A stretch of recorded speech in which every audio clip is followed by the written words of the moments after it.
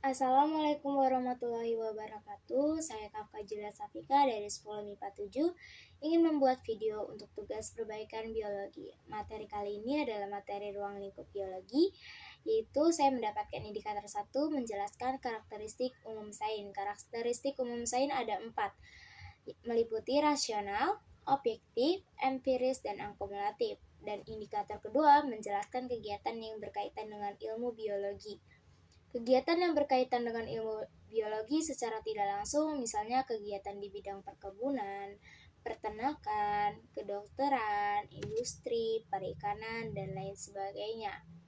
Selanjutnya ada indikator 17 menjelaskan pentingnya iptek dalam perkembangan biologi.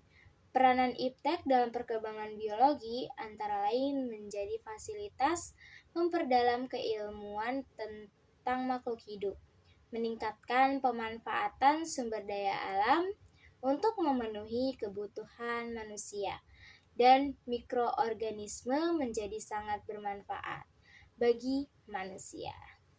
Selanjutnya adalah keanekaragaman hayati. Indikator pertama menjelaskan tentang keanekaragaman gen, jenis, ekosistem.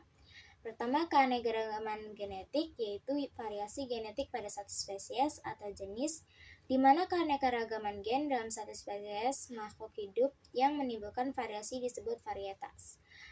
Keanekaragaman jenis, yaitu variasi yang terdapat pada makhluk hidup atau antara spesies dari satu famili. Keanekaragaman ekosistem, yaitu keanekaragaman yang terjadi karena interaksi makhluk hidup dengan lingkungannya.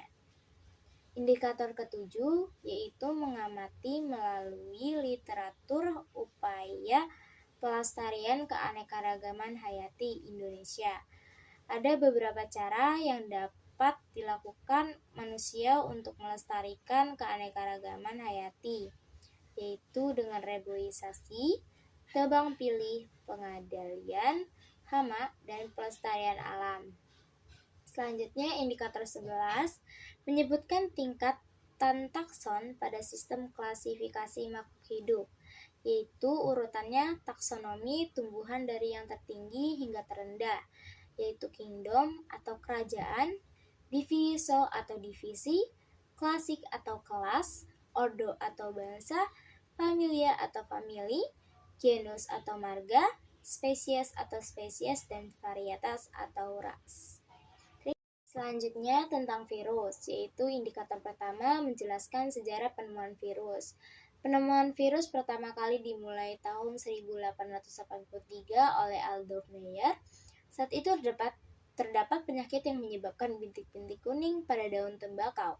Penyakit ini kemudian dikenal dengan penyakit mozaik tembakau. Namun, Meyer belum bisa mengidentifikasi patogen penyebab penyakit tersebut. Selanjutnya, indikator 5, mengklasifikasikan virus.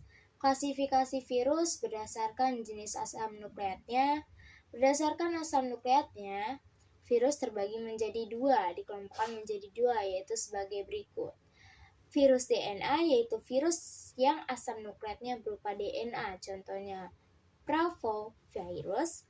Virus RNA, yaitu virus yang asam nukleatnya berupa RNA, contohnya picornavirus. Nah, selanjutnya indikator 11 menjelaskan cara menghindari infeksi HIV. Menghindarinya dengan cara hindari berganti-ganti pasangan, hindari penggunaan narkoba terutama melalui jarum suntik, edukasi HIV yang benar mengenai cara penularan, pencegahan, dan pengobatannya dapat membantu pencegahan penularan HIV di masyarakat. Selanjutnya ada Kingdomonera, yaitu Kingdomonera atau bakteri.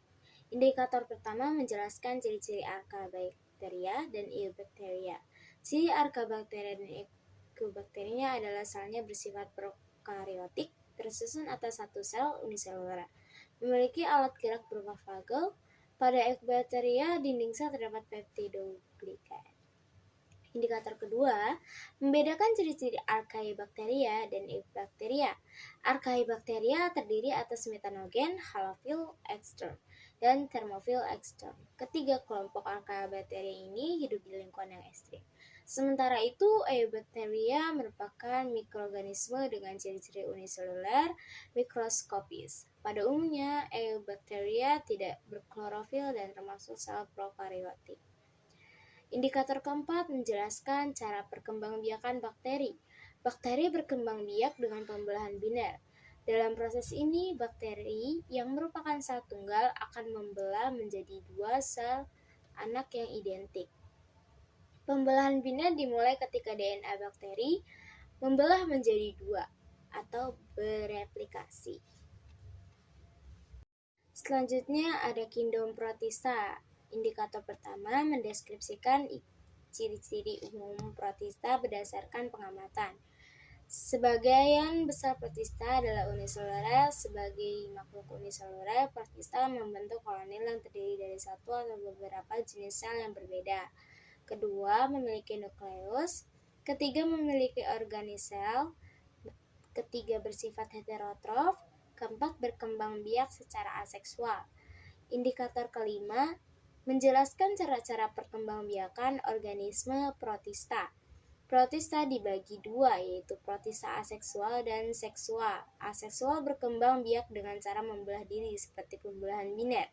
Sementara pada protista seksual berkembang biak melalui tiga cara, yaitu isogami atau penyatuan dua gamet yang dapat bergerak atau motil yang memiliki bentuk dan ukuran yang sama. Indikator ketujuh memberi contoh peranan protista bagi kehidupan. Nah, peranan kingdom protista dalam kehidupan manusia itu ada Entamoeba coli berperan dalam proses pembusukan sisa makanan. Foraminifera digunakan sebagai penunjuk adanya minyak bumi. Radiolaria digunakan sebagai bahan penggosok. Paramecium digunakan sebagai organisme indikator terjadinya pencemaran air oleh zat organik. Dan dari saya, Assalamualaikum warahmatullahi wabarakatuh.